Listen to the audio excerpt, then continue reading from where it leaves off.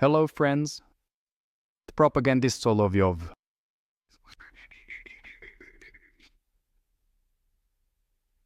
Went to the main Russian UAV center, Rubikon, to shoot his cheap propaganda and completely forgot to blur out the prominent toilets.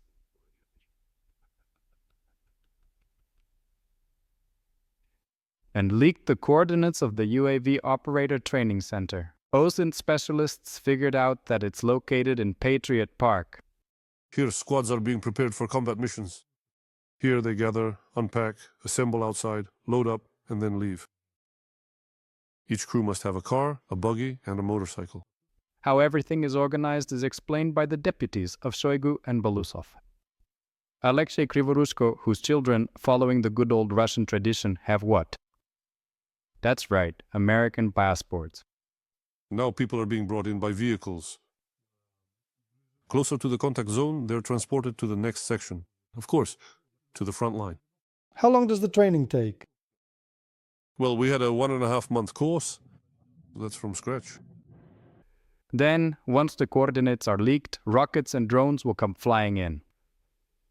You'll have to build an entire building from scratch. News from the Hey Michelangelo category. Hey, move over. In the Ulyanovsk region, on a children's playground, some unknown gifted geniuses installed this kind of sculpture. Masha and the Bear. Apparently, they used as a primary model. Servicemen from the Russian city of Ussurisk are now complaining that local ruthless bandits are actively robbing war criminals who have recently returned, often severely wounded, from the conflict in Ukraine. Let me explain the situation. I gave about 250,000. I had 150 left. At that time, Rauf Kubaliev was helping me deal with them. We tried to get the money back, the bracelet and so on, the gold ones. But he didn't help, yet he took 150,000 for it. I paid. Servicemen coming from the USSR, they are supposed to... They're just bullshitting. We arrive, and here in Ussurisk, in Vladivostok, we're met by gangsters and so on. And so I lost my arm, I came back, and they're still shaking me down for money. And that's how it's always been here in the Far East. And honestly, nobody gives a damn. Honestly, Putin's military army is truly the only army in the entire world that has degraded so significantly that it's just being completely robbed by various bandits. I asked Alexei Bastrikin and the relevant authorities to assist. I'm not the only victim and so on. I just chose this way. Stay in touch, everyone. Victory will be ours. Well, let's wish victory to the Ussurisk guy.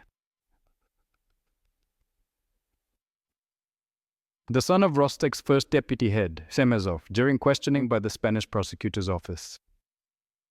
He admits that he's moving money out of Russia, buying real estate in Spain with it, and adds, "We're investing." We've been coming here for 20 years, but I have nothing to hide. I took out a loan, bought a house, live here. My family comes here. I have 5 children here. We love Spain, and we spend time here.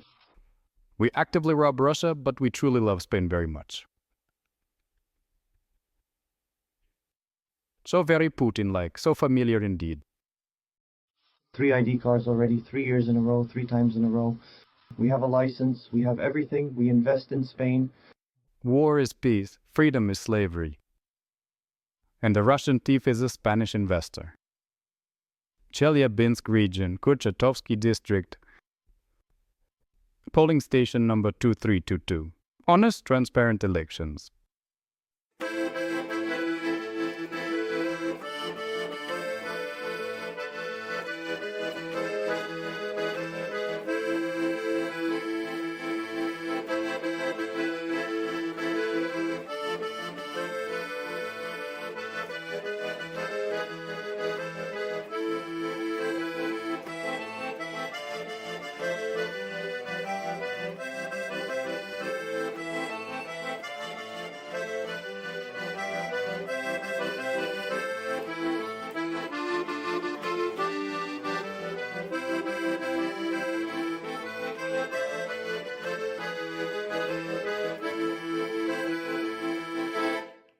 And it's been like this for 25 years, all across the country.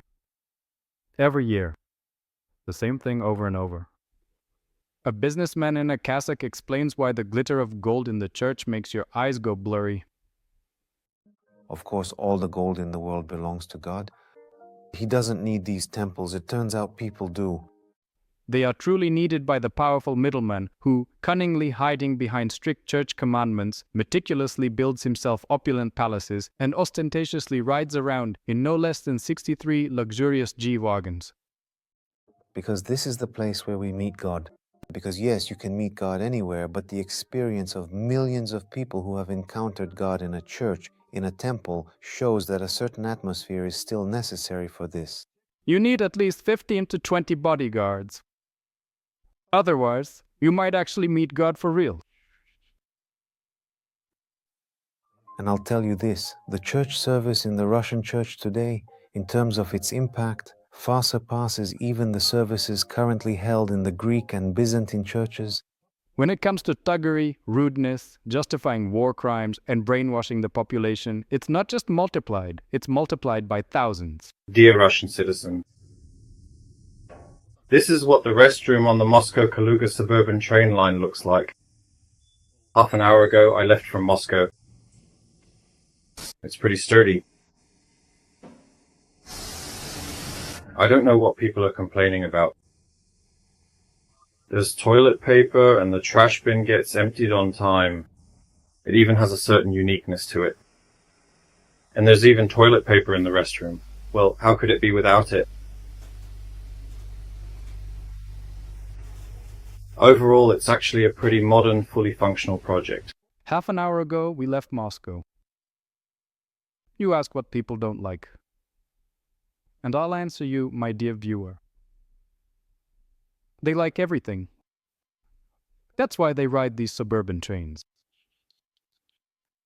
The year is 2000-something. Shortly after the occupation of Donetsk region by Russia. Miss DPR says she drives a Porsche Cayenne. So how's the Porsche? What do you think of it? Could you tell us, please, how many kilometers does it have? You know, Kirill, it doesn't have many kilometers on it. I'm actually the only owner of the Cayenne. I mean, I bought it brand new from the dealership. I've always driven it very carefully. Do you drive it in winter? No, I don't drive it in winter. It's always kept in a heated garage. The year 2025 has arrived. Let's see.